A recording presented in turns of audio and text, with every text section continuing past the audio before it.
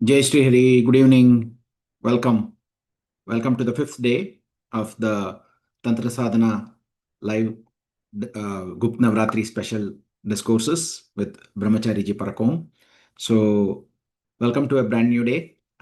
We hope you have already completed your uh, Dhyan Shlok and your rituals for the day. Today happens to be not only we are in the Gupt Navratri period, but it's also a Saturday. So all the more a reason for us to perform Ma Kali's rituals. So if you have not already completed it for the day, we urge you to perform a 4 minute Ma Kali japa for 27 times and a 14-minute tantric yajna in the Makali world.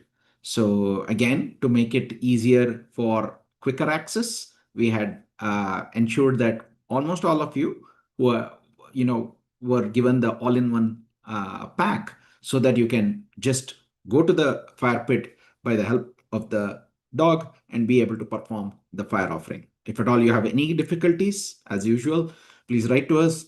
We know some of you have written to us and you're waiting for the all-in-one pack to be credited to your account. We will do it by the night and you can definitely proceed. Having said that, thank you for joining. Brahmachari ji is there. We will start in just a minute. Just giving time for others and everybody to join the stream.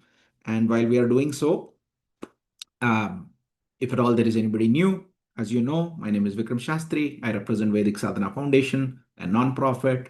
Our aim to exist is to revive Vedic practices, and we exist because of our founder, Sri Om Swamiji, whose guidance is what is found across all our app offerings. Uh, the there is, as I was saying yesterday, we in the next couple of days we are still planning. We are inviting our CEO Priyanka Anand to also come and share a little bit about VSF and our mission. So that'll happen. And importantly, we have something uh, special for you guys, which we have been working on. Most likely, we will unveil it on Monday or Tuesday in the evening session with Brahmachariji. So please do attend. What is that special thing? It is truly special, at least from we worked very hard over the last 4 weeks to make it happen. What is that? As they say, abhi picture baki hai. So please come on, attend on Monday or Tuesday, one of the 2 days. We are still finalizing. Last bit of operational work is pending. No, it's not something you will find in the app. That's Secret Shrine is something that we already did. This is something outside of the app, but something special nonetheless. But only for those who have participated and begun the Ma Kali sadhana during this Gupt Navratri. So another couple of days are there. So in case you have not begun your journey, A, today is Saturday, to B, it's Gupta Navratri, and C, there is a special thing awaiting that will be unveiled in the next few days for you. So 3 reasons to perform Ma Kali sadhana or begin your journey. Of course, I know you don't need any of these reasons. Most of you have already begun, and we thank you for the same. But of course, this is just an icing on the top. So I will meet you again at the end of the session. If in case you have any questions about the app or to Brahmachari ji, I will relay that and I will see you in just a few. Thank you for your patience. Thank you for joining and see you very soon. Brahmachari ji, welcome to the fifth day. Over to you. Thank you so much Vikram, thank you. मैं फिर से आप सबका बहुत बहुत स्वागत करता हूँ। ये जर्नी मेरे लिए भी बहुत ही ज़्यादा महत्वपूर्ण है क्योंकि तंत्र साधना ऐप के द्वारा पहली वर्कशॉप तंत्र सर्कल के इनिशिएटिव के अंडर में ये जो है रखी गई, ऑर्गेनाइज की गई। और पहली बार गुप्त नवरात्रि के दिनों के दौरान, ये 9 दिनों के दौरान और आगे अमावस्या का एक दिन मिलाकर 10 दिन हम रॉ में ये सीरीज जो है वो कर रहे हैं। सो आपके फीडबैक्स हमारे लिए बहुत ज़्यादा इंपॉर्टेंट हैं। प्लीज़ लेट अस नो आपको ये सेशन कैसा लग रहा है और ये सीरीज आप आगे चल कर कितना कंटिन्यूएशन में रखना चाहते हैं, इसमें क्या आप एड ऑन करवाना चाहते हैं। आप हमें फीडबैक दे सकते हैं कि और क्या हम आपके लिए इन द फील्ड ऑफ तंत्र, जहाँ से आपको एक ज्ञान प्राप्त हो, जानकारी प्राप्त हो, साधना के मार्ग पर आगे बढ़ने में सहायता हो, ऐसा क्या करें जो निरंतर आपको हेल्प करे। इसके बारे में आप हमें फीडबैक लिख सकते हैं। So on that note, I would like to start with very brief स्तुति ऑफ देवी माँ। सो आंखें बंद कर, हाथ जोड़कर देवी माँ का स्मरण करेंगे, उनको अंतर्मन में धारण करेंगे। ओ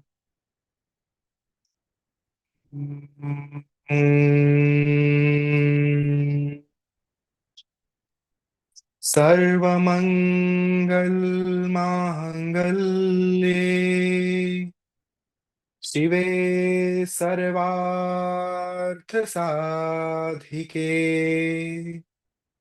शरण्ये त्र्यंबके गौरी नारायणी नमोस्तुते। सर्वप्रथम मैं अपने गुरु श्री ओम स्वामी तथा आप सभी के अंतर्मन में विराजमान माँ आदि पराशक्ति को साष्टांग दंडवत प्रणाम करता हूँ, जिनकी दिव्य प्रेरणा से आज हम सब यहाँ पर एकत्रित हुए हैं। ओम श्री मात्रे नमः। गंगुरवे नमः। इदम गुरवे इदम नमः।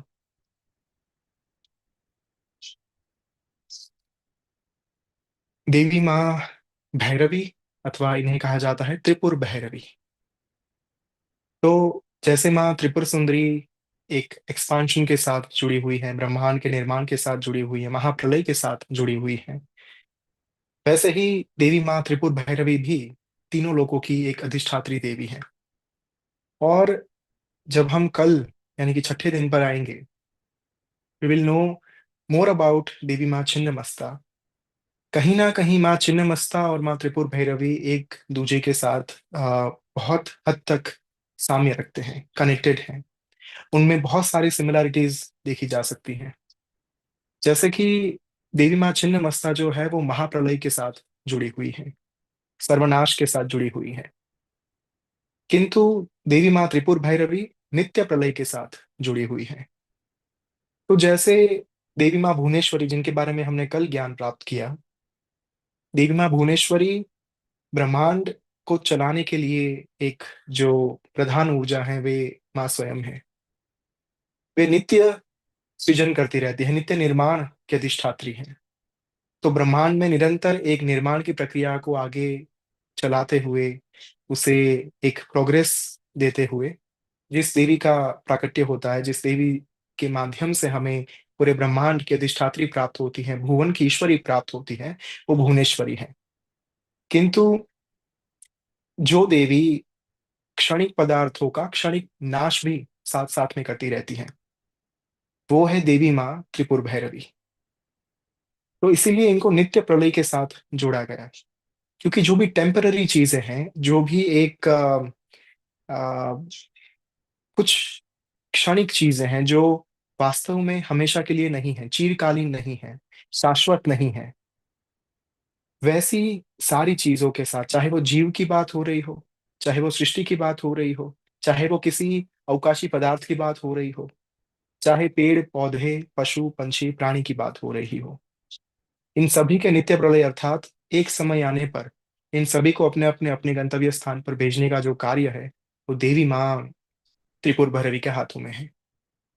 तो हमने एक शब्द तो बहुत बार सुना है भैरव, और एक शब्द है भैरवी। तो पहले तो इस शब्द के मूल में उतरना मुझे ज्यादा एक जरूरी लग रहा है। भय रव, रव अर्थात स्वर, नाद, आवाज, जो भय को दूर करे, भय का नाश करे, भय के स्वर को हमेशा हमेशा के लिए नष्ट कर दे, वो है भैरवी।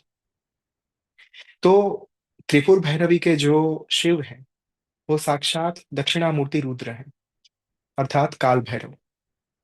तो काल भैरव वास्तव में हम जिन्हें मानते हैं कि वो एक भैरव के साथ जुड़े हुए, महादेव के साथ जुड़े हुए एक अंश हैं। मैंने पहले भी बहुत बार कहा है, महाभैरव पूजिता एक नाम दिया गया है माँ को। महाभैरव अर्थात साक्षात सदाशिव। वैसे ही दक्षिणामूर्ति रुद्र का एक दूसरा नाम जो है वो काल भैरव है।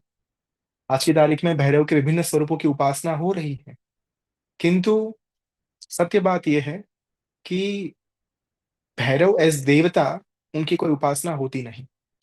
Even if you read 13 months in the Himalayas written by Swami ji, Shri Om Swami, उन्होंने भी अपनी श्री विद्या साधना की जर्नी के दौरान कभी भी भैरव की कोई उपासना की ही नहीं थी।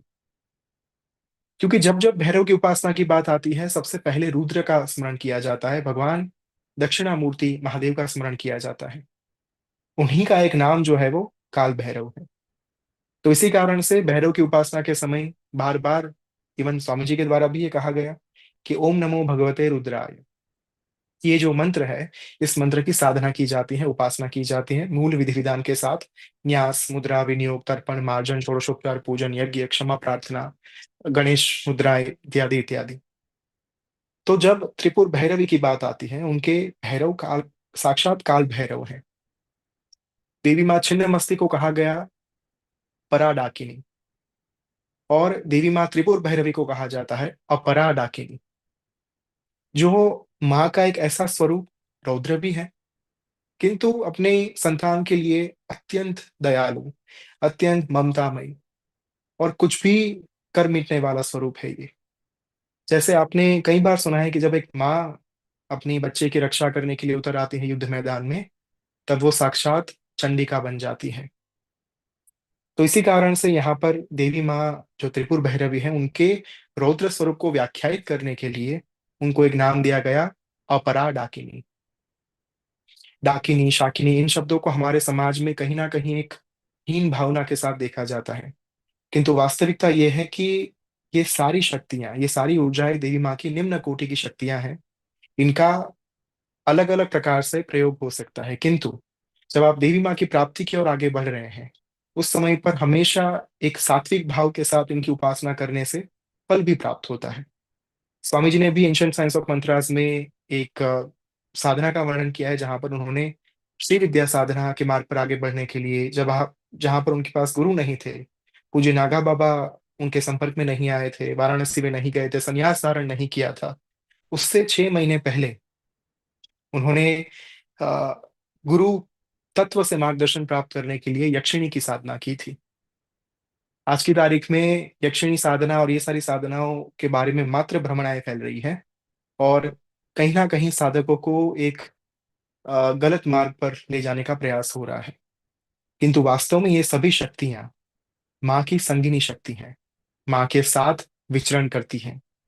यदि आप श्री विद्या साधना के मार्ग पर भी आगे बढ़ रहे हैं, तो कहीं ना कहीं सभी योगिनियों का जागरण, सभी यक्षिणियों का प्राकट्य, एक के बाद एक उनकी नित्याओं का प्राकट्य भी नितांत आवश्यक बन जाता है। तो इसीलिए श्री विद्या साधना को भी एक एलाबरेटिव साधना का एक स्वरूप दिया गया।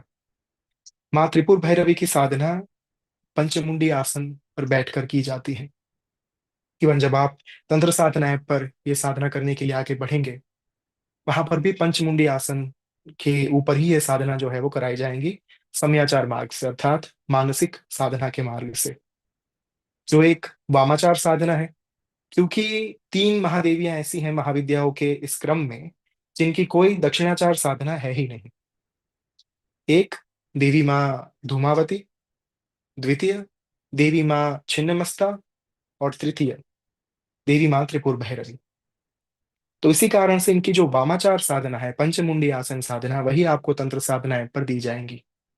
अब पंचमुंडी आसन, ये जो साधना है, ये साधना कैसे की जाती है, इसके बारे में और डिटेल में जानकारी प्राप्त करने के लिए you can read if truth be told written by Om Swami. बहुत सारी अलग अलग किताबें हैं, ऑथेंटिक बुक्स हैं तंत्र शास्त्र की, जहाँ से आप और भी माहिती जो है, और भी ज्ञान प्राप्त कर सकते हैं, जानकारी प्राप्त कर सकते हैं। किंतु यदि ब्रीफ में कहा जाए, पंच मुंडी साधना, मुंड अर्थात खोपड़ी, एक स्कल, पंच यानी कि पांच, the five, the letter five, 5 मुंड के ऊपर बैठकर जो साधना की जाए, वो होती है पंचमुंडी साधना। अब ये कौन से 5 मुंड होते हैं, ये कौन से 5 स्कल होते हैं, ये कौन सी 5 खोपड़ियां होती हैं? सबसे पहले सांप, दूसरा श्वान की खोपड़ी, तीसरा बैल, चौथा लोमड़ी, फॉक्स, और पांचवी खोपड़ी होती है मनुष्य की। इन पांचों खोपड़ियों को जमीन में गाड़कर उसके ऊपर आसन बनाकर एक साधक जो है वो बैठता है और अपनी साधना आरंभ करता है। तो कई जगह पर, कई शास्त्रों में, कई सारे संदर्भ ग्रंथों में ये पांच मुंड में अलग अलग प्रकार के वेरिएशन देखे जा सकते हैं। तो जैसे गुरु की आज्ञा, जैसे गुरु के द्वारा मार्गदर्शन दिया जाए, वैसे इन पंच मुंडों को बदला भी जाता जाता है, जहां पर आप एक मुंड, दो मुंड, तीन मुंड का एक वेरिएशन लाकर, मान लीजिए गुरु के द्वारा आदेश मिला कि आपको लोमड़ी का जो एक मुंड है वो यूज नहीं करना है, उसका उपयोग नहीं करना है। कई बार मेंढक का जो एक खोपड़ी है, छोटा सा वो होता है, लेकिन उसका भी प्रयोग किया जाता है। तो अलग अलग स्थान पर, अलग अलग जगह से, अलग अलग मुंड के माध्यम से पंचमुंडी साधना की जाती है। तो ये देवी माँ त्रिपुर भैरवी का एक मूल स्वरूप है, और अपने आप में अत्यंत जागृत देवी है, अपने आप में एक अत्यंत प्रभावशाली माँ है, और चंडी स्वरूप में है, रौद्र स्वरूप में है, उग्र स्वरूप में है। अपनी संतान के जीवन में आने वाली सभी समस्याओं का एक नाश करने के लिए तत्पर देवी है। युद्ध मैदान में युद्धरत है, और निरंतर नित्य प्रलय के माध्यम से अफ्लिक्शंस का नाश करती रहती है, विकारों का नाश, अर्थात हमारे जो भी नकारात्मक वृत्तियां हैं उनका नाश करती रहती है। और जो साधक तामसिक भाव में ज्यादा रहते हैं, जिनके मन में तमस का जो गुण है वो एक प्रोमिनेंट गुण होता है, जिसका डोमिनेंस ज्यादा होता है तामसिक गुण का, वैसे साधकों के लिए कहीं ना कहीं ये जो साधना है वो दी गई तंत्र शास्त्र के हिसाब से। किंतु इसका ये अर्थ बिल्कुल नहीं है कि जो सात्विक एवं राजसिक गुण वाले साधक है वो इसकी साधना नहीं कर सकते, क्योंकि तंत्र शास्त्र ने एक ही चीज कही, भोग से लेकर मोक्ष तक का रास्ता हम आपको दिखाएंगे। यत्रास्ति भोगो न तत्र मोक्षो, यत्रास्ति मोक्षो न तत्र भोगः, श्री सुंदरी सेवा तत्पराणाम भोगश्च मोक्षश्च करस्थ एव। साक्षात महादेव के द्वारा माँ पार्वती को ये बात कही गई तंत्र शास्त्र में। मूलतः महानिर्वाण तंत्र के जो शुरुआती कुछ संदर्भ पेजेस हैं, उसमें आपको ये जो वाक्य है, विधान, वो महादेव से प्राप्त होता है, जिसका क्या अर्थ है? यत्रास्ति भोगो न तत्र मोक्षो, जहां पर भोग है वहां पर मोक्ष नहीं है। यत्रास्ति मोक्षो न तत्र भोगः, अर्थात जहां पर मोक्ष है वहां पर भोग नहीं है। किंतु श्री सुंदरी सेवा तत्पराणाम भोगश्च मोक्षश्च करस्थ एव, अर्थात माँ की सेवा के लिए तत्पर रहने वाले साधकों के लिए श्री सुंदरी सेवा तत्पराणाम, जो आतुर रहते हैं, माँ की सेवा में उत्साहित रहते हैं, जो अपने आप को देवी माँ के एक स्वरूप में ढाल देना चाहते हैं, लीन हो जाना चाहते हैं, विलीन हो जाना चाहते हैं, वैसे साधकों के लिए भोगश्च मोक्षश्च करस्थ एव, अर्थात भोग और मोक्ष दोनों हाथों में है। तो तंत्र शास्त्र ने ये कहा कि देखिए, मात्र सात्विक लोगों को ही क्यों एक अवसर दिया जाए ईश्वर प्राप्ति का? जिनके राजसिक गुण हैं, जिनके तामसिक गुण हैं, उनका क्या दोष? कहीं ना कहीं यदि ये सृष्टि, समस्त जगत भगवान का बनाया हुआ है, तो ये गुण भी भगवान के ही बनाए हुए हैं, और ऐसे जीव जिनके भीतर ये गुण है वो भी भगवान के द्वारा ही निर्मित है। तो ये बुरे कैसे हो सकते हैं? ये दोषी कैसे हो सकते हैं? इनका कोई दोष कैसे हो सकता है कि इनके भीतर ये गुण जो है वो ज्यादा डोमिनेंट है? तो इसी कारण से सात्विक, राजसिक और तामसिक महाविद्याओं का प्राकट्य भी हुआ। जैसी जिनकी प्रकृति, जैसा जिनका भाव, जैसे जिनके गुण, वैसे उन साधना की एक पद्धतियों के मार्ग पर उनकी साधना जो है वो चलती है। इसीलिए कई बार किसी साधक को मात्र स्मशान में रहने में ज्यादा आनंद होता है, किसी साधक को अपने घर पर बैठकर एक गृहस्थ जीवन जीते हुए साधना करने में ज्यादा आनंद आता है, किसी साधक को पहाड़ों पर जाकर, नदी नाले में जाकर तालाब में जाकर साधना करने का विशेष आनंद आता है। किसी को होता है कि मैं बस किसी एक निर्जन वन पर जाकर शांति से बैठूं और अपनी साधना करूं। कोई साधक होते हैं जो बिल्कुल एकाकी होकर एकांतवास में जीकर साधना कर रहे होते हैं। कोई साधक ऐसे भी होते हैं जिनको एक भीड़ के बीच में बैठकर, जहां पर एक भक्ति का स्थान है, साधना का स्थान है, जहां पर अनेक लोग एक साथ उमट रहे हैं, जैसे कि रिसेंटली कामाख्या माँ का अम्बुबाची पर्व जो है वो संपन्न हुआ। वहां पर हजारों छोड़ दीजिए, शायद लाखों की तादाद में लोग आए हुए होंगे। वहां पर भी कैसे कितने सारे लोग ऐसे थे जहां पर जिनको देखने मात्र से आपको ये ज्ञात हो कि हाँ, इनकी साधना वास्तव में एक अवस्था तक पहुंच चुकी है। और वो हर साल आते रहते हैं माँ के दर्शन के हेतु। और वो हर साल उसी स्थान पर बैठकर, लाखों की भीड़ के बीच में बैठकर भी एकाकी होकर, एकांतवास में भी रहकर वो अपनी साधना जो है वो कर सकते हैं। तो कई लोग ऐसे भी होते हैं। तो इसी कारण से उनकी प्रकृति के अनुसार तंत्र शास्त्र ने सभी साधनाओं को 3 हिस्सों में डिवाइड कर दिया, बांट दिया। और माँ त्रिपुर भैरवी तामसिक गुण जो प्रकृति जिनके भीतर होती है, वैसे साधकों की कहीं ना कहीं ज्यादा एक सहायता करती हैं। और बाकी के साधकों के लिए वो माँ के स्वरूप में प्रकट होकर उन्हें कहीं ना कहीं एक आध्यात्मिकता के मार्ग पर आगे बढ़ने में सहायता करती हैं। जैसे बाबा कृपा जी थे, मैंने पहले भी शायद ये उदाहरण दिया था। माँ के साथ प्रेम जरूर था, लेकिन उनके भीतर जो शुरुआती दौर में, शुरुआती दिनों में आम, तमस का जो गुण था, वे बड़े उद्दंड हुआ करते थे, क्रोधी स्वभाव के हुआ करते थे। और अपने हाथ में लाठी लेकर देवी माँ को आ, मारने के लिए जाते थे, मंदिर में घुस जाते थे और दरवाजे के ऊपर प्रहार करते करते जाते थे। माँ और माँ बाकिपा के बीच में भीषण युद्ध हुआ करता था। तो ये तमस गुण के साधक थे।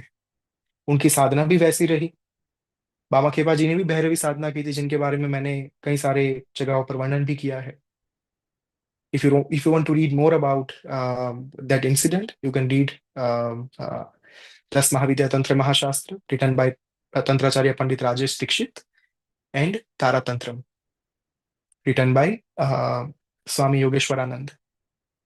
तो इनके द्वारा ये जो एक कथाएं प्राप्त होती हैं, वो कहीं ना कहीं व्यक्ति की अपनी प्रकृति के हिसाब से, अपने स्वभाव के हिसाब से साधना के चयन के बारे में, उनकी पसंद के बारे में जानकारी प्रदान करने का कार्य करती हैं।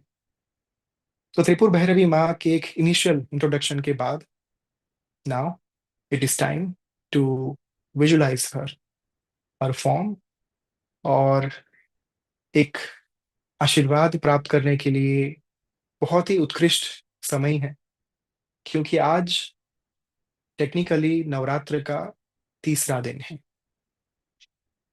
और तृतीय जो दिन है, जो तीसरी तिथि होती है, इट इज कनेक्टेड टू माँ त्रिपुरा। और आज हम अ, जिनके बारे में धारणा करने वाले हैं, जिनका विजुअलाइजेशन करने वाले हैं, वे भी त्रिपुर भैरवी हैं। There was a beautiful thing जो मैं आपके साथ शेयर करना भूल गया बीच में। क्यों पंचमुंडी आसन, 5 का आंकड़ा इतना प्रोमिनेंट क्यों है? पंच महाभूत हो गया, अलग अलग शास्त्रों में 3, 5 और 9, ये तीनों आंकड़े आपको बहुत प्रोमिनेंटली मिलेंगे, बार बार मिलेंगे। क्या विशेष है इस आंकड़े में? क्यों माँ की उपासना, माँ त्रिपुर भैरवी की उपासना पंचमुंडी आसन पर की जाती है? क्यों 6 मुंडी नहीं, 7 मुंडी नहीं, 8 मुंडी नहीं, 4 मुंडी नहीं, 5 मुंडी ही क्यों? तो there is a beautiful verse in Lalita Sahasranama, पंचमी पंचभूतेशी पंच संख्योपचारिणी।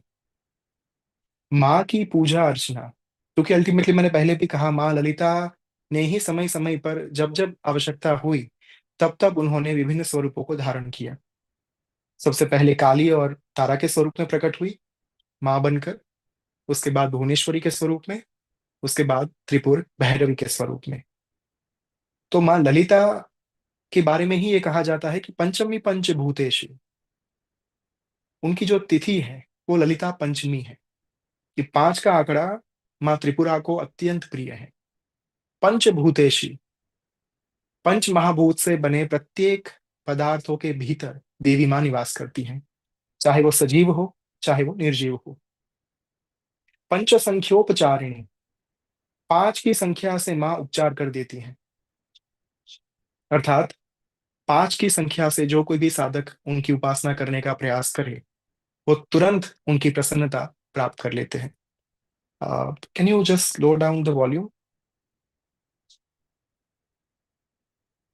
Thank you so much. पंच संख्योपचारिणी, 5 के आंकड़े से जो कोई भी साधक उनकी पूजा करते हैं, तुरंत उनकी प्रसन्नता प्राप्त करते हैं। तो इसीलिए एक उपचार जो है देवी माँ का, पंचोपचार है। अलग अलग उपचारों से देवी माँ का पूजन किया जाता है, पंचोपचार, दशोपचार और षोडशोपचार। पंचोपचार यानी 5 अलग अलग प्रकार के द्रव्यों से उनकी पूजा करना। दशोपचार यानी 10 अलग अलग द्रव्यों से अथवा पदार्थों से उनकी पूजा करना, उनका आवाहन करना। षोडशोपचार यानी षोडश प्लस उपचार, 16 अलग अलग पदार्थों से देवी माँ का पूजन करना। तो पंचोपचार का जो पूजन है वो ब्रीफ भी है और देवी माँ को अत्यंत प्रिय भी है, इसलिए कहा गया पंच संख्योपचारिणी। लेकिन उसके बाद का जो एक विधान है, जो वर्स है, वो ध्यान देने लायक है। पंचमे पंचभूतेषु पंच संख्योपचारिणी शाश्वती शाश्वतेश्वर्या सर्वदा शंभु मोहिनी। शाश्वती, 5 के आंकड़े से जो कोई भी साधक देवी माँ की उपासना करते हैं, वे शाश्वत भाव से देवी माँ की प्राप्ति कर लेते हैं, क्योंकि माँ का एक नाम ही है शाश्वती। तो शाश्वत भाव से यानी कि चिरकालीन समय तक, सदा सदा के लिए देवी माँ की कृपा प्राप्त करने के लिए जो उनकी 5 के संख्या में पूजा करते हैं, चाहे वो पंचमुंडी आसन के माध्यम से हो, पंचोपचार पूजन के माध्यम से हो, अथवा अन्य किसी भी तरीके से, वे उनकी चिरकालीन शाश्वत प्रसन्नता प्राप्त कर लेते हैं। शाश्वती शाश्वतेश्वर्या, वो क्या प्रदान कर देने वाली है? जो साधक 5 के आंकड़े में उनकी पूजा अर्चना करता है, साधना करता है, माँ उनको शाश्वत ऐश्वर्य प्रदान कर देती है। शाश्वत ऐश्वर्या, शाश्वत प्लस ऐश्वर्या, संधि शब्द है ये, 2 शब्दों से बना हुआ संधि शब्द। इसका अर्थ है जो ऐश्वर्य के मामले में शाश्वत चिरकालीन ऐश्वर्य प्रदान कर दे, जो कभी खत्म ना हो, कभी नष्ट ना हो, आपसे कोई छीन ना सके, इसकी कोई लूट नहीं हो सकती। जन्म जन्मांतरों तक ये जो एक संपत्ति है, ये जो ऐश्वर्य है, वो आपके साथ निरंतर चलते रहते हैं। सर्वदा शंभु मोहिनी, वो साधक इतने प्रखर हो जाते हैं, इतने प्रकांड हो जाते हैं, इतने विद्वान हो जाते हैं और इतने ज्यादा ज्ञानवान हो जाते हैं कि साक्षात शंभु अर्थात शंकर को भी मोहित कर देते हैं। शंभु मोहिनी, शर्मदा शंभु मोहिनी, जो महादेव को मोहित कर दे, साक्षात देवादिदेव को मोहित कर दे, उन्हें भी वरदान देने के लिए तत्पर बना दे, आतुर कर दे, वो है देवी माँ। तो इसी कारण से इनका जो एक महत्व है, वो 10 महाविद्या के क्रम में अलग प्रकार का है, क्योंकि इनके नाम के आगे भी त्रिपुरा कनेक्टेड है, त्रिपुर शब्द जो है वो लगा हुआ है।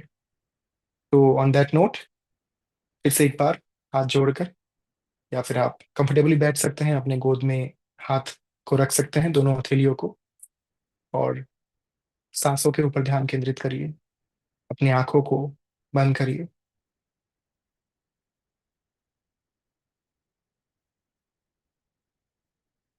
पहली सांस लीजिए, इनहेल, एक्सेल।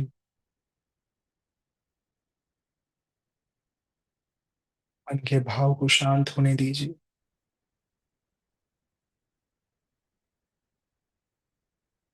आपकी जो भी चिंताएं हैं, जो भी दुविधाएं हैं, जो व्यथा है,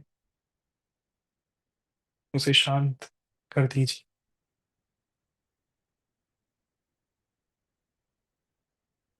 अपने विचारों को आराम दीजिए।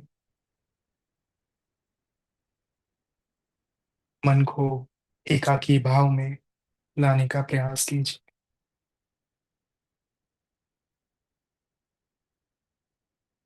आपके मन के भीतर मात्र देवी माँ का ही स्मरण चल रहा है।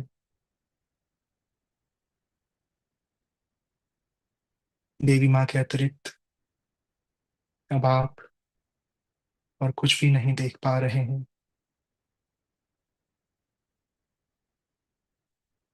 उनका स्वरूप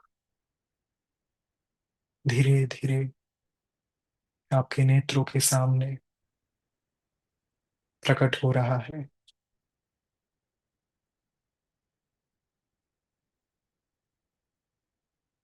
आप जिस स्थान पर बैठे हैं वो स्थान वास्तव में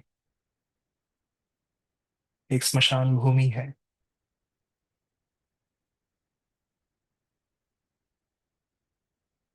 इसी स्मशान भूमि पर चिताएं सुलग रही हैं।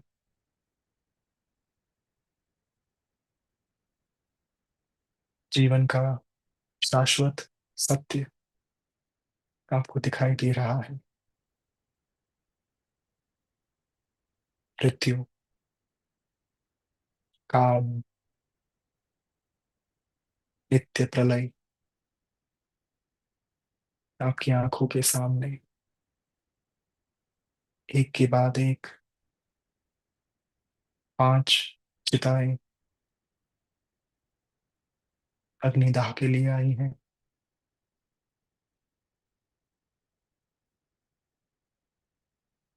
उनके अंतिम संस्कार के लिए 5 परिवार वहां पर उपस्थित हैं।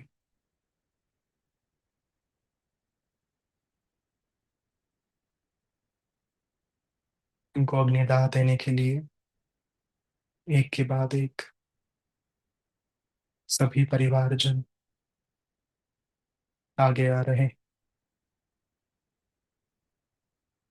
एक अंतिम बार अपने स्वजन के दर्शन के लिए, उनकी आत्मा की मुक्ति हो, सद्गति हो,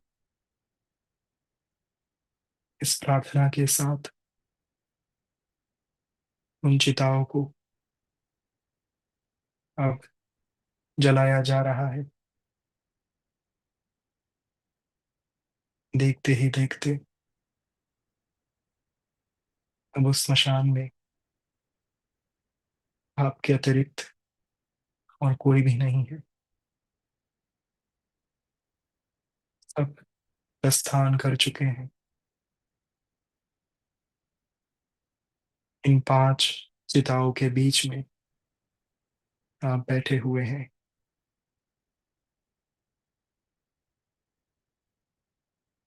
ये 5 चिताएं धीरे धीरे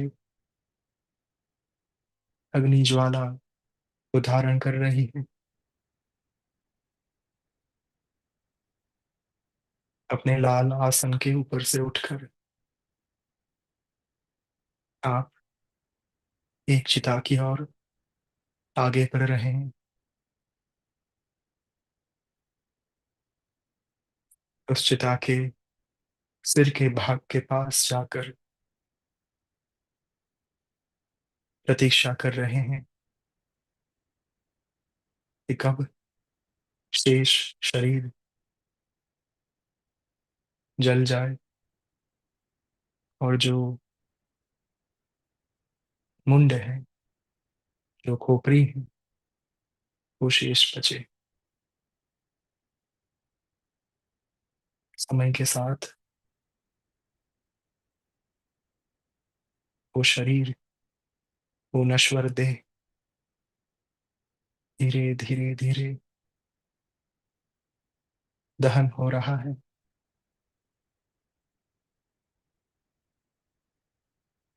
एक के बाद एक चमड़ी के आवरण पिघल रहे। उस चिता का ताप आप अनुभव कर पा रही। उस ज्वाला की गर्मी को आप महसूस कर पा रहे हैं।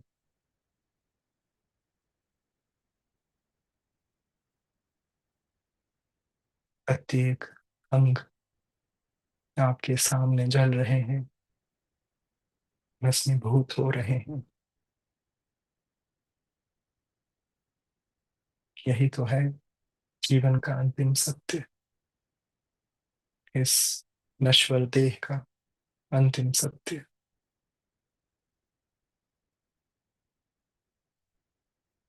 उसी समय पर अचानक उस मस्तिष्क के ऊपर से अधजला सफेद कपड़ा हट जाता है, और आप देख रहे हैं कि जिसे आप एक अनजान मृत शरीर मान रहे थे, वो वास्तव में आपका ही शरीर है। आपको ही उस चिता के ऊपर जलाया जा रहा है। आपकी आत्मा उस चिता के पास खड़े होकर इस दृश्य को देख रही थी। उसे तो ज्ञात तक नहीं था कि वे मृत्यु को प्राप्त कर चुकी है।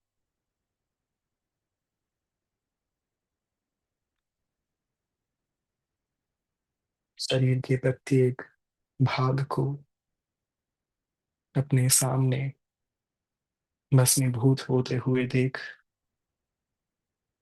आप आश्चर्यचकित हैं। क्या इसी के लिए मैंने पूरा जीवन जिया था? क्या इसी के लिए मैंने स्वार्थ पूर्ण जीवन जिया था? क्या इसी क्षण के लिए मैंने कई लोगों को दुख पहुंचाया था?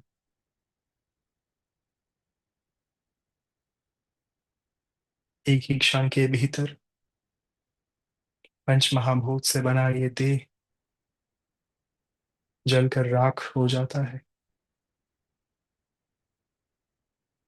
और शेष बचता है तो सिर्फ एक मुंड, आपका अपना मुंड, आपका मस्तिष्क। आत्म स्वरूप में आप उस मुंड को अपने हाथ में लेकर पुनः अपने लाल आसन की ओर प्रस्थान कर देते हैं। इस परम सत्य को अब आपने स्वीकार कर लिया है,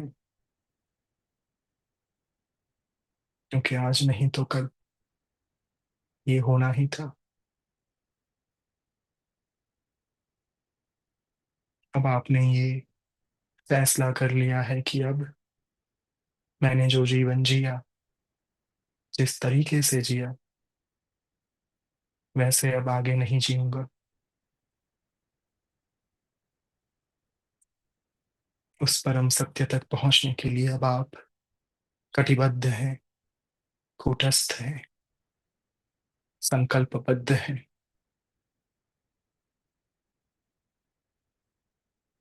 अब आप उस परम शक्ति का साक्षात्कार करना चाहते हैं, जो नित्य प्रलय के साथ जुड़ी हुई है, जो शाश्वती है, शाश्वत ऐश्वर्या है, शिव कुटुंबिनी है, शंभु मोहिनी है।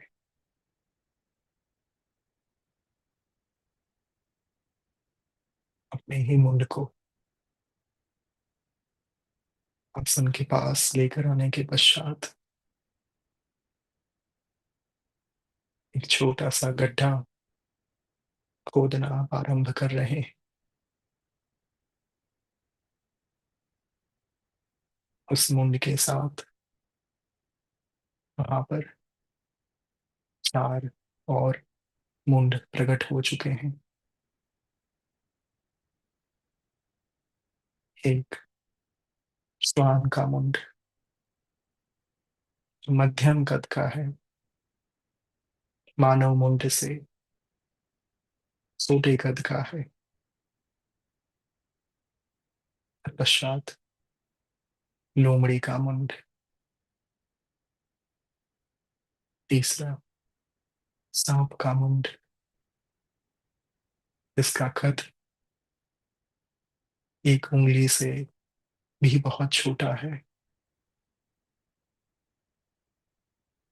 और चौथा बैल का मुंड,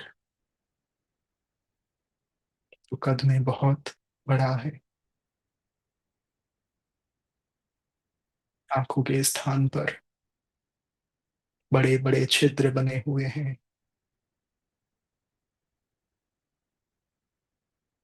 उन पांचों मुंडों को आपके द्वारा खोदे गए गड्ढों में गाड़ दिया गया, और उसी गड्ढे के ऊपर फिर से एक बार आपने अपना लाल आसन बिछा दिया।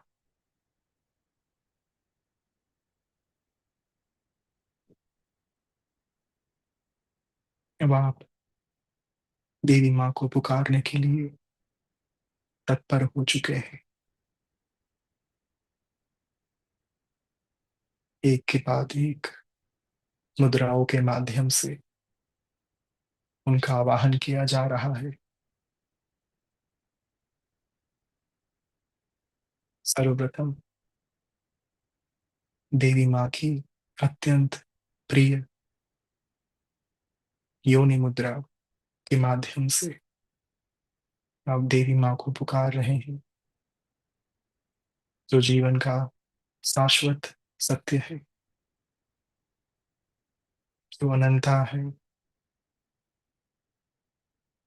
जो अनादिकाल से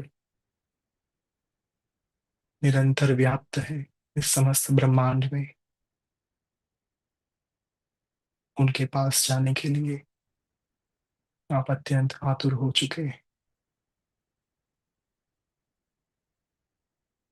माँ को एक नाम दिया गया है, योनि मुद्रा त्रिखंडेशु त्रिगुणाम्बा त्रिकोणगा,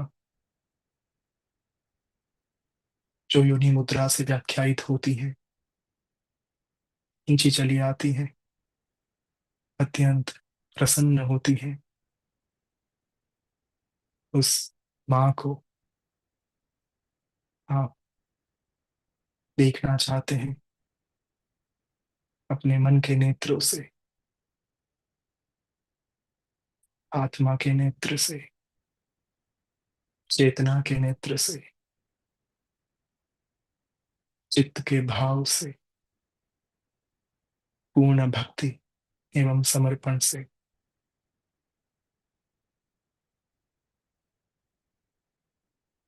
योनि मुद्रा के पश्चात अब आपने पंचोपचार पूजन के माध्यम से देवी माँ का आवाहन करने का निर्णय लिया है। सर्वप्रथम आप देवी माँ को गंधम अर्पण कर रहे हैं। जैसे ही आप पंचोपचार पूजन शुरू करें, उससे पहले अचानक आपके सामने देवी माँ का एक विग्रह प्रकट हो जाता है।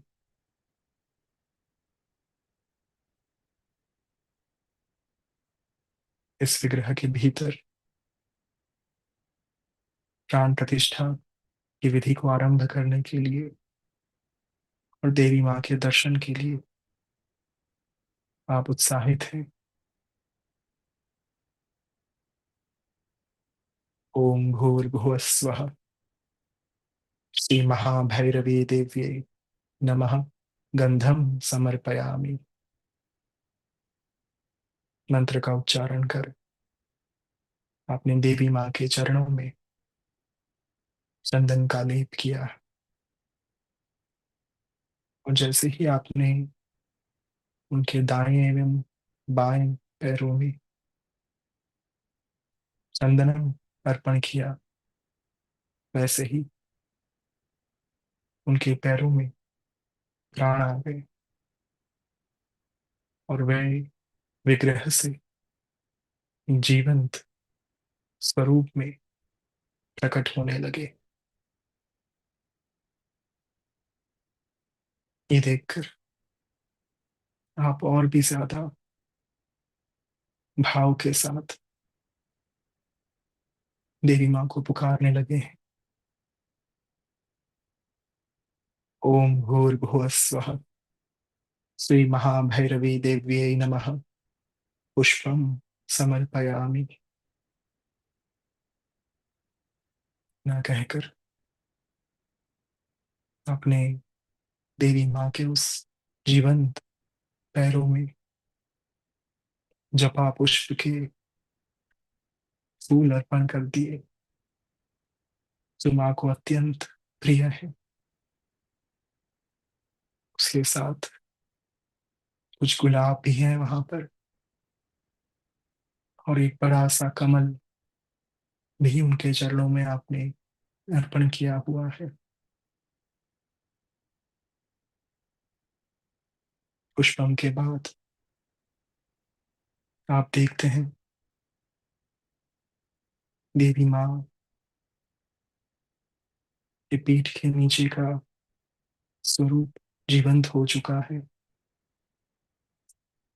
उस विग्रह में और भी प्राण आ चुके हैं। जो विग्रह शुरुआत में काला हुआ करता था, अब उसका आधा भाग, आधा हिस्सा जीवंत हो चुका है। माँ की साड़ी का रंग अब आप देख पा रहे हैं। लाल रंग की साड़ी में माँ सुसज्जित है। पैरों में उन्होंने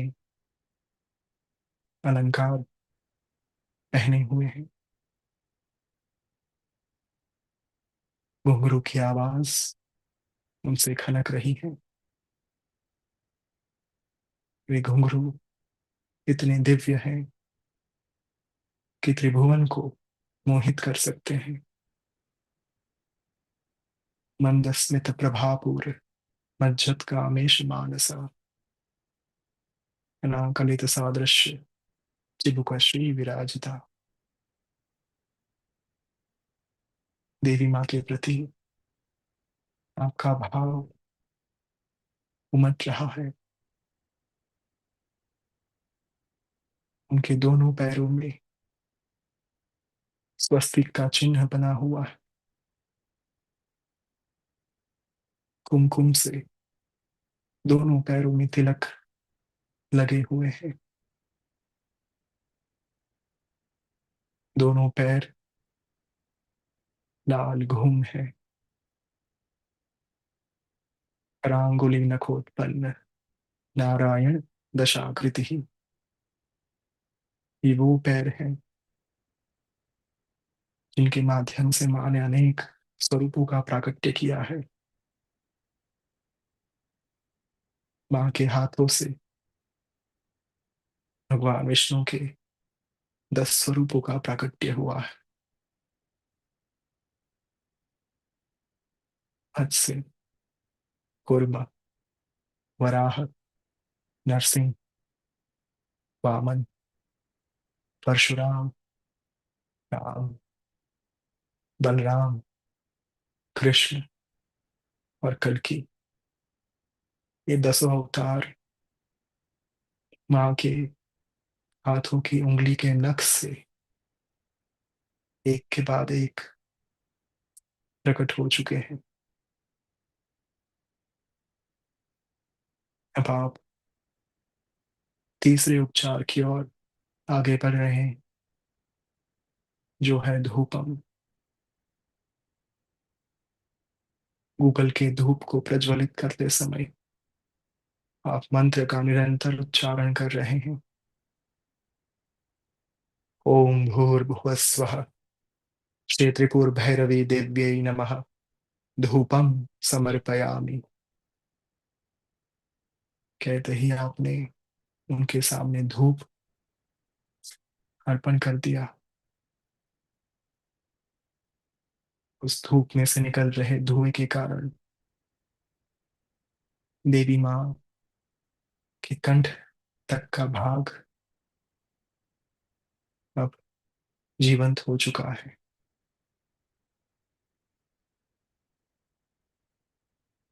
देवी माँ ने अपने गले में कौस्तुभ मणि का हार पहना हुआ है। उनके दोनों हाथ अभी भी पत्थर के हैं। और उसी समय आप पांचवा उपचार कर रहे हैं। ओम भूर्भुवस्वः। श्री त्रिपुर भैरवी देव्यै नमः। नैवेद्यम समर्पयामि। माँ के भोजन के लिए आपने भोग तैयार किया है। अत्यंत स्वादिष्ट, अत्यंत रसोमय। इनका रसास्वाद करने मात्र से देवी माँ प्रसन्न हो जाए। इतने सारे पकवान आपने देवी माँ को अर्पण कर दिए हैं।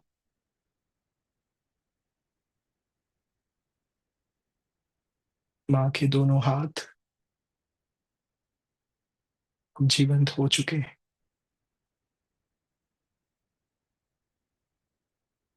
इससे पहले कि आप अंतिम उपचार, पांचवा उपचार करें, माँ अपना एक हाथ आपके सिर के ऊपर रख देती है। उनका मुख अभी भी पत्थर का बना हुआ है। दो हाथों में जो उन्होंने चूड़ियां पहनी है,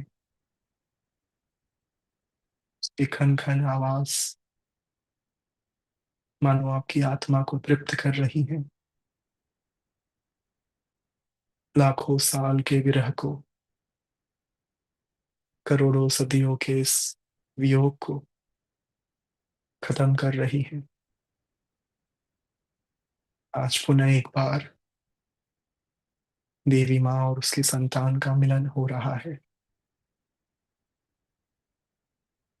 और आप इसी के साथ पंचम उपचार का उच्चारण कर रहे हैं। ओम भूर्भुवस्वः। श्री त्रिपुर भैरवी देव्यै नमः। तांबूलम समर्पयामि। तांबूल, सुपारी वाला एक मीठा पान मुखवास के स्वरूप में, अंतिम उपचार के स्वरूप में माँ के समक्ष अब आपने अर्पण कर दिया है।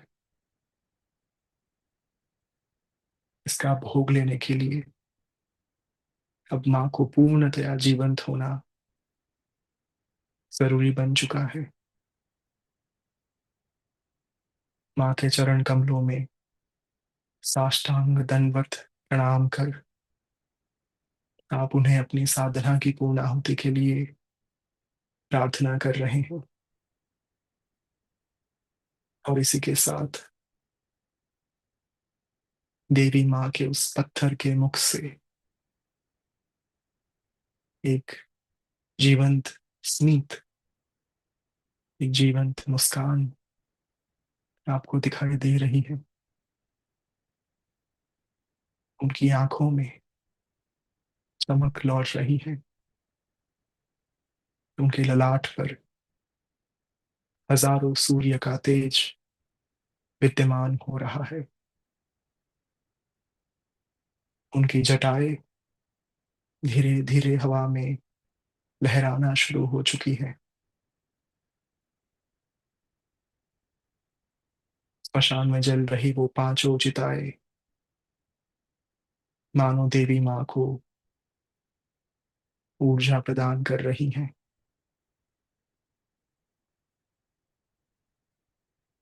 उसके ताप के कारण वो पत्थर जिससे माँ का विग्रह बना हुआ था वो पिघल चुका है। देवी माँ सजीवन हो चुकी हैं, साकार स्वरूप में प्रकट हो चुकी हैं, पूर्ण स्वरूप में साक्षात आपके सामने खड़ी हैं, आपको आशीष देने के लिए, आपके ऊपर अपनी कृपा बरसाने के लिए। भद्र प्रिया भद्र मूर्ति ही भक्त सौभाग्यदायी। रौद्र होने के बावजूद भी मां भैरवी अत्यंत भद्र अर्थात सौम्य लग रही है। भद्र की मूर्ति बनी हुई है, सौम्यता की मूर्त मां स्वयं है। भक्त को सौभाग्य प्रदान करने वाली मां भैरवी है। उनके क्षणिक जीवन का नाश करने वाली और शाश्वत साथ प्रदान करने वाली, अपना सानिध्य प्रदान करने वाली साक्षात मां भैरवी है। ये वही मां है जो आपको जीवन और मृत्यु के चक्र से मुक्त कर देती है। आपके नश्वर शरीर का नाश कर शाश्वत चेतना को स्थिर कर देती है। ये वही मां है जो जीवात्मा को परमात्मा के साथ मिला देती है और हमेशा हमेशा के लिए उसे परम पद की प्राप्ति कराती है। ये वही मां है जिनसे हम पैदा हुए हैं और जिनमें हमें समाहित हो जाना है। जब कुछ भी नहीं होगा तब भी भैरवी होंगी। जब महाप्रलय होगा तब भी भैरवी ही होंगी।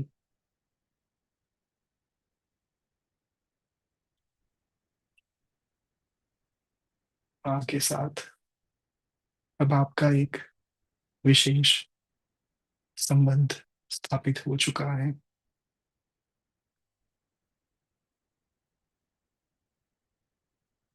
अपने हाथों से देवी माँ को भोजन कराकर एक एक निवाले के साथ अब आप भी तृप्त होते जा रहे हैं। एक आत्मा होने के बावजूद अब आप शाश्वत स्वरूप से देवी माँ के भीतर समाहित हो रहे हैं। आपका आधार, आपका आसन, आप जिनके ऊपर बैठे थे वो पंचमुंड, आपके आसपास जो चिताएं जल रही थी वो सारी चिताएं और आपकी आत्मा, ये सब एक के बाद एक देवी माँ के भीतर समाहित हो रही है।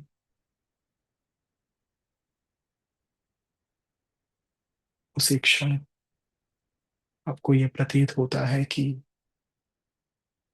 मैं बाहर जिन्हें खोज रहा था वो तो मैं ही स्वयं हूँ। यत् पिंडे तत् ब्रह्मांडे, जो मेरे भीतर था वही इस ब्रह्मांड में व्याप्त था और जो इस ब्रह्मांड में व्याप्त था वही मेरे भीतर था, किंतु पूरा जीवन निकल गया ये समझने में कि माँ मुझसे भिन्न नहीं है। मैं ही तो हूँ ब्रह्म, मैं ही तो हूँ पर ब्रह्म।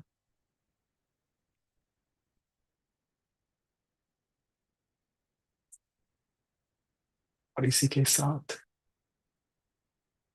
पूर्ण अंधकार व्याप्त हो जाता है,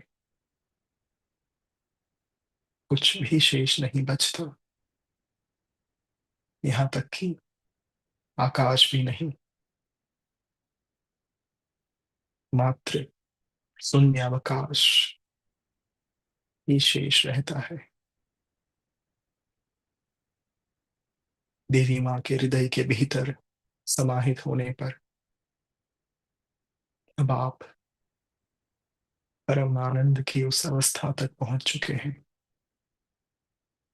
जिसका वर्णन कर पाना संभव नहीं है।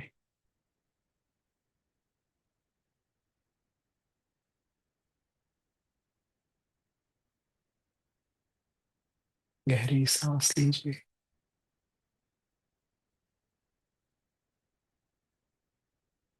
जिस माँ के स्वरूप को आपने अपने भीतर धारण किया है, उसे उन प्रत्येक श्वासों के साथ ग्रहण करने का प्रयास कीजिए।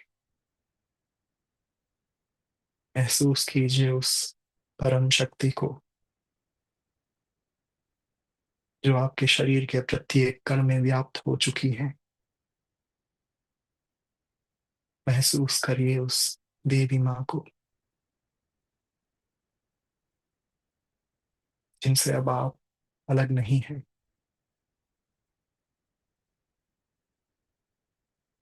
गहरी सांस लीजिए, छोड़ दीजिए। Inhale, Excel.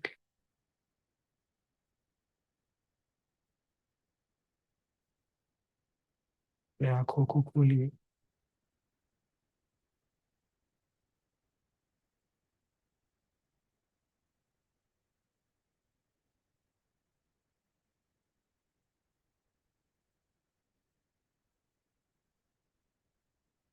उमा भैरवी की पंचम महाविद्या, जिन्हें अपरा विद्या कहा गया, अपरा डाकिनी कहा गया, नित्य प्रलय की साक्षी कहा गया, नित्य प्रलय की कारक शक्ति जो है वो कहा गया, जो स्वयं के नाश के लिए और एक आत्मा को चिरकालीन स्वरूप प्रदान करने के लिए, चिरकालीन परम पद प्राप्त कराने के लिए विद्यमान होती है, उपस्थित होती है। वो है देवी माँ त्रिपुर भैरवी। इनका ध्यान श्लोक आज रात 12 बजे तंत्र साधना ऐप पर लाइव हो जाएगा। और जितना ज्यादा आप ध्यान श्लोक के साथ एकाकार होने का प्रयास करेंगे, उतने ज्यादा माँ के स्वरूप को आप गहराई से समझ पाएंगे। क्योंकि ध्यान मंत्र का अर्थ ही ये है कि माँ का जो स्वरूप है उसका ध्यान करना।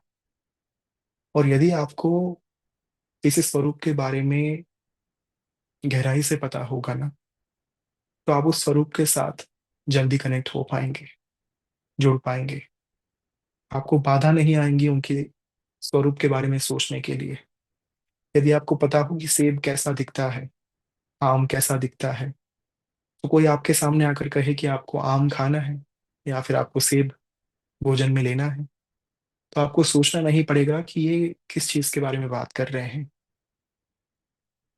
और उसी स्थान पर कोई आपको आकर कहे कि क्या आपको, मान लीजिए कोई सिजलर का नाम लिया जा रहा है जिसके इंग्रेडिएंट्स के बारे में आपको पता ही नहीं है। कोई ऐसी चीज के एक नाम लिया जा रहा है जो आपने आज तक जीवन में खाई ही नहीं है, चाहे वो वेज हो चाहे वो नॉन वेज हो।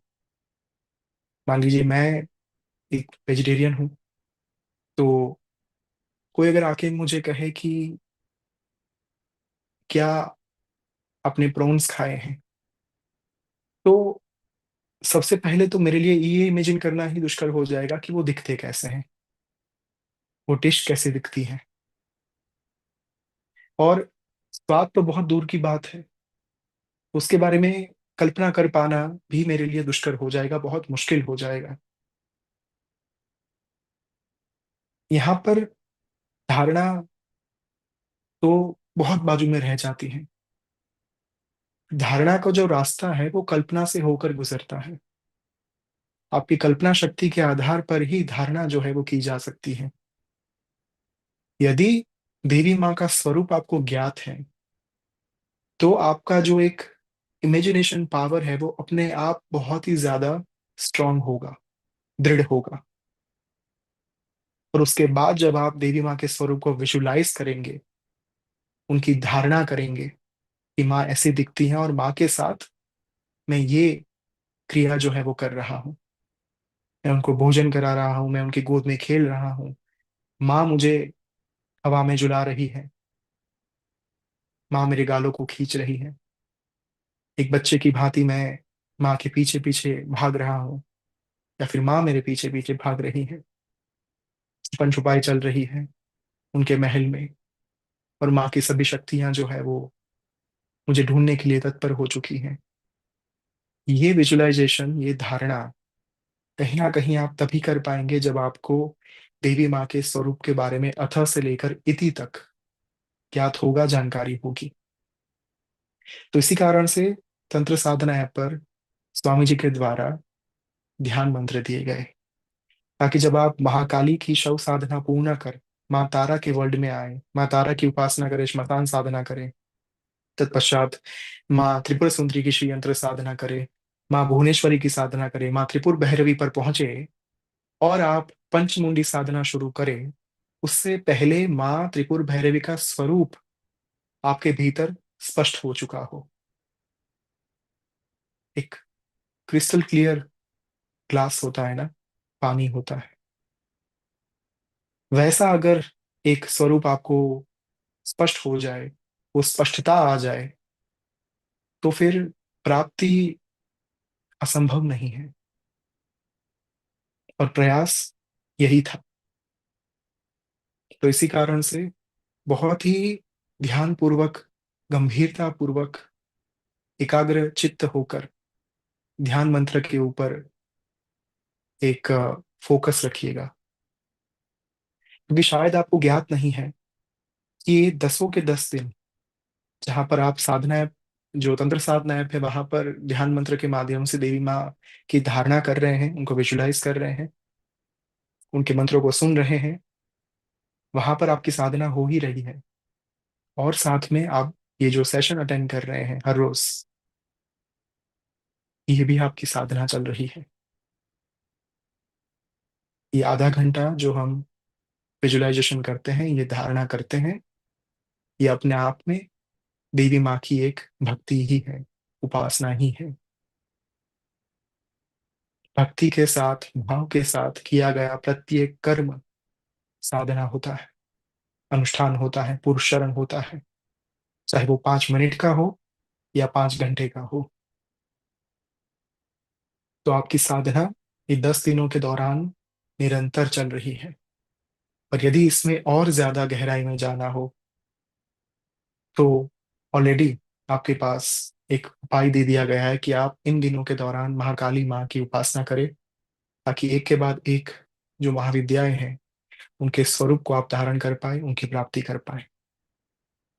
तो I would like to request Vikram to come on board and start the Q&A session.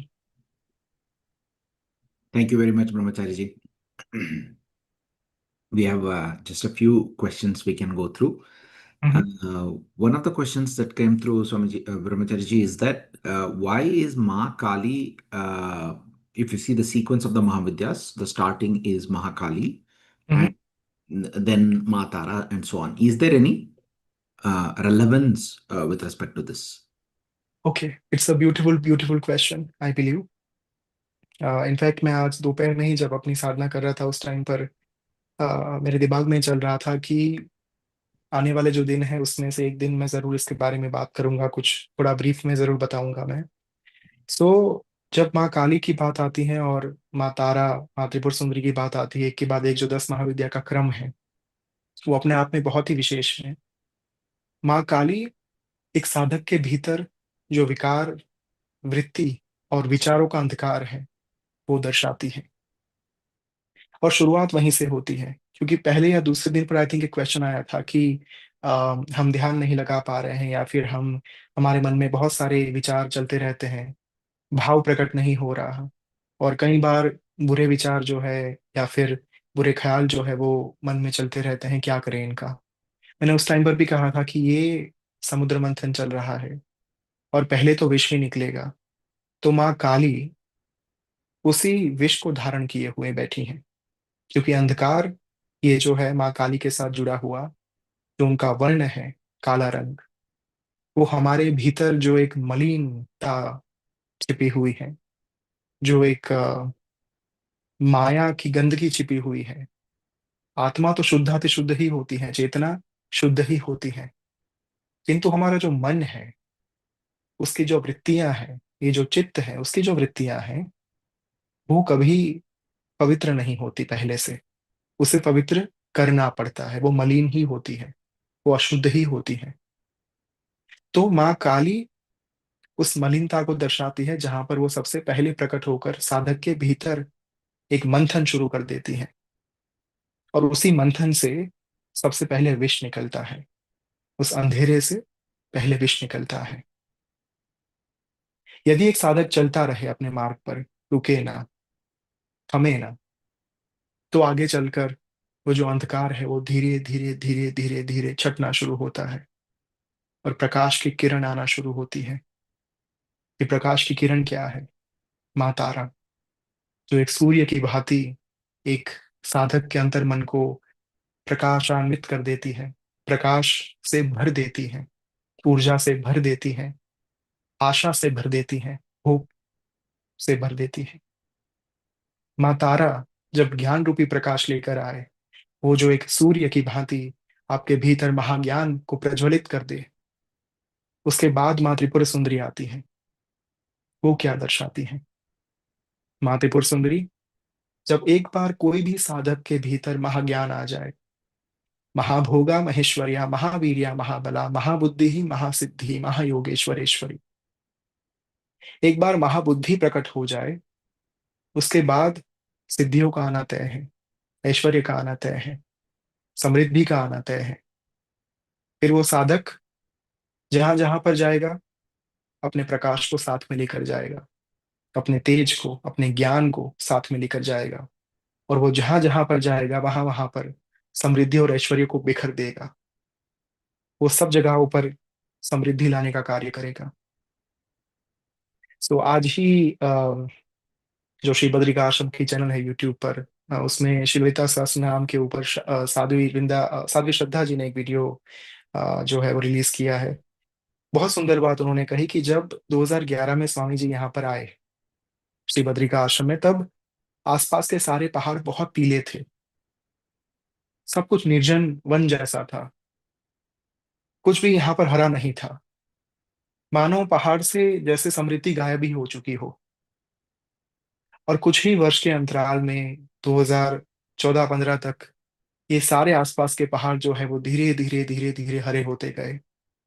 मान लो प्रकृति अपनी 16 कलाओं से खिल चुकी हो, लालान्वित हो चुकी हो, प्रकट हो चुकी हो। तो माँ त्रिपुर सुंदरी उसी समृद्धि को, उसी ऐश्वर्य को व्याख्यायित करती है। उसके बाद भुवनेश्वरी, जब आप एक बार समृद्धि से भर जाओ, ऐश्वर्य से भर जाओ, उसके बाद आप में वो सामर्थ्य आ जाता है, वो सक्षमता आ जाती है कि आप दूसरों के जीवन को भी ऐश्वर्यवान बना पाओ, दूसरों के जीवन में भी समृद्धि ला पाओ, दूसरों को अन्न दे पाओ, जल दे पाओ, उनके जीवन को बेहतर बना पाओ, जो भुवनेश्वरी का कार्य होता है। समस्त सृष्टि को अन्न देना, अन्न प्रदान करना, जीने के लिए उनको एक मोटिव देना। उसके बाद देवी माँ त्रिपुर भैरवी, जब आपकी एक प्रसिद्धि ख्याति आना शुरू हो जाती है, तब अपने आप बहुत सारे आईबॉल्स को अट्रैक्ट करते हो। सभी लोग आपके इंटेंशन को नहीं भी समझ पाएंगे, सभी लोग आपके मोटिव को नहीं भी समझ पाएंगे। बहुत सारे लोग ऐसे होंगे जो आपके इंटेंशन शुद्ध होने के बावजूद भी आपके ऊपर प्रश्नार्थ करेंगे, आपके ऊपर अनेक प्रकार के कीचड़ उछाले जाएंगे। लेकिन उस समय पर माँ भैरवी एक दुर्ग बनकर, किला बनकर, रक्षा कवच बनकर आपकी रक्षा के लिए युद्ध मैदान में उतर आएंगी। उसके बाद देवी माँ छिन्नमस्ता, ये वो माँ है जो एक ही झटके में सभी शत्रुओं का नाश कर देती है। फिर आपको तय नहीं करना पड़ता कि कौन मेरा शत्रु है, कौन मेरा मित्र है। जब माँ एक बार साक्षात विद्यमान हो गई, प्रकट हो गई आपके लिए, आपकी रक्षा के लिए, फिर आप शरण में जा सकते हैं। महामहाशय जो श्री विद्या साधना है, उसमें एक आवरण का नाम ही, उसकी चक्रेश्वरी ही महामहाशय है। यानी कि अब साधक शयन में जा चुका है।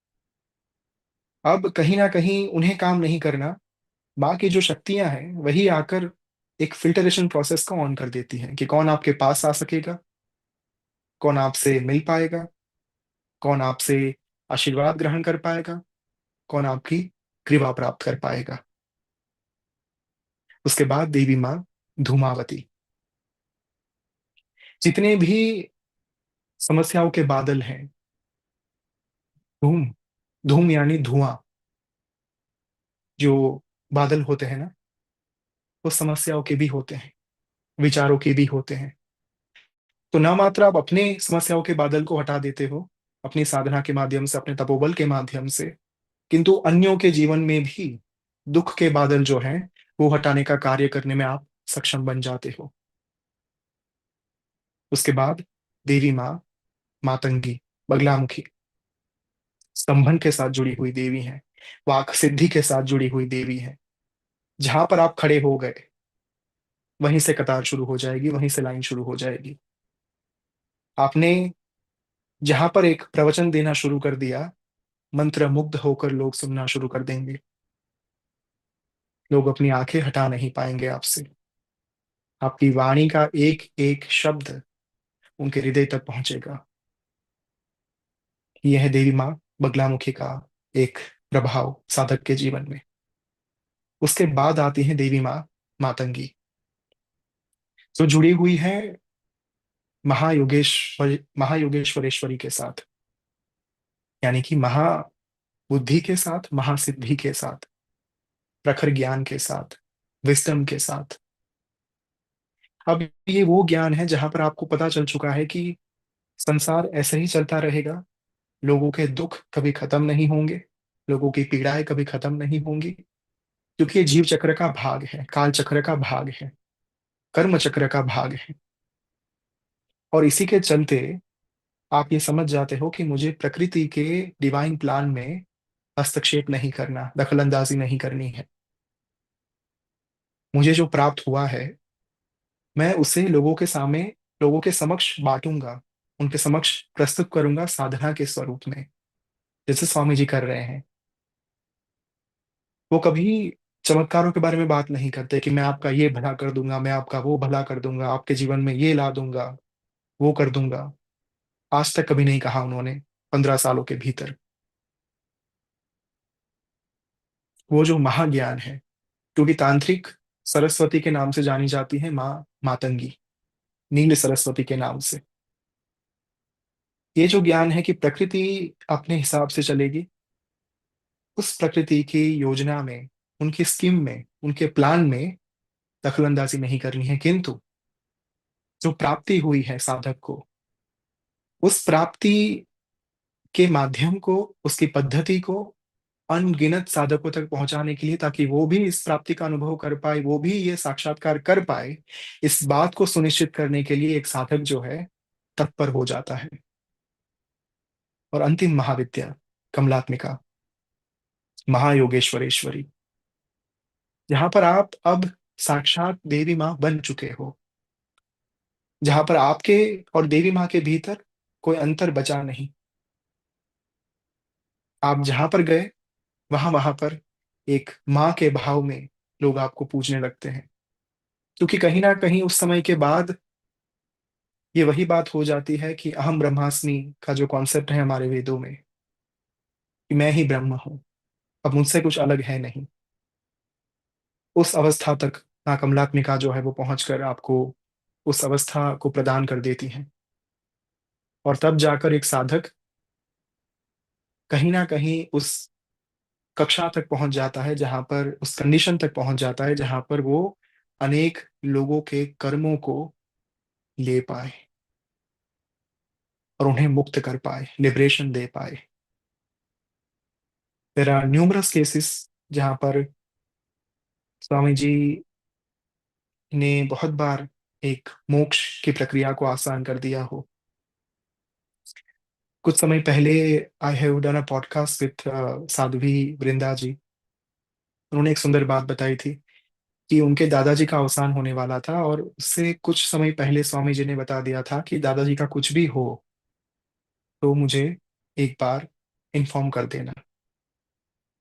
तो उस समय पर स्वामी जी सॉलिट्यूड में गए, एकांतवास में थे, और साध्वी जी को लगा कि अब दादाजी, उसी समय पर उनकी मृत्यु हुई, तो उनको लगा कि अब स्वामी जी सॉलिट्यूड में है, उनको परेशान नहीं करना। तो उन्होंने नहीं बताया स्वामी जी को कि दादाजी की मृत्यु हो गई है। सामने से स्वामी जी की एक चिट्ठी आई, साध्वी वृंदा जी के पास पहुंची, और स्वामी जी ने कहा कि मैंने आपको कहा था ना कि दादाजी का कुछ हो तो बताइएगा, क्यों नहीं बताया। और जब वे सॉलिट्यूड से बाहर आए तब उन्होंने साध्वी जी से कहा कि आपको ज्ञात नहीं है, आपको अनुमान तक नहीं है कि यदि एक आत्मा की व्यवस्था ना की जाए सही समय रहते, तो वो हजारों सालों तक इस ब्रह्मांड में भटकती रहती है, उसकी सद्गति नहीं हो पाती। तो ऐसे तो अनगिनत किस्से हैं जहां पर स्वामी जी ने वास्तव में एक आत्मा को सद्गति के मार्ग पर आगे बढ़ने के लिए, प्रस्थान करने के लिए उन्होंने एक अपने आशीर्वाद दिए हो, अपनी कृपा बरसाई हो। तो ये जो अवस्था है वो आखिरी महाविद्या की साधना के पश्चात, जब आप उस अवस्था तक पहुंच जाते हैं जहां पर निरंतर 24/7 365 डेज आप देवी माँ के भाव में विलीन रहते हैं, तब आपके मुख से निकला हुआ प्रत्येक वचन सत्य होना ही है, वो कभी मिथ्या हो ही नहीं सकता। मैंने पहले भी कहा था, कपाल में खाए शमशान में सोए, उसका लिखा ब्रह्मा भी ना मेटे। एक बार जो इस महाविद्या के क्रम से क्रमबद्ध तौर पर निकल कर आता है, साधना के मार्ग से आगे बढ़कर आता है, तब वो इस अवस्था को अवश्य प्राप्त कर लेता है। This is the esoteric meaning of the 10 Mahavidyas in the human life. Amazing. Thank you so much for the deep info and walking us through all the 10 Mahavidyas, Brahmachari ji. There were a couple of questions on the app that I thought I will just talk about. So some of you users may have had an issue where when you start the app, especially this is for Android users, where the app is loading and you're not able to go from the loading screen itself. If that issue has happened, please go to your in Android the settings and clear the data storage, please, and then start the app. The app should work fine. We don't know why this issue has cropped up only for a few users in few devices, but if in case your app is stuck in loading and the internet is working fine, please just clear the data storage in Android and then open the app. It should work. The other question that came in was about offering dakshina and having a way where you could offer a monthly dakshina, etc. For which we have what we have done is we have created a wallet. The wallet shows up the second time you offer dakshina in the app. First time round, it's just to help you uh, offer the dakshina, put up your details. All of those are saved. The second time round, the wallet option shows up. The advantage with the wallet is that you can add to your wallet, and every time you perform a ritual, from that wallet you can take how much ever you would want to offer as dakshina and offer it.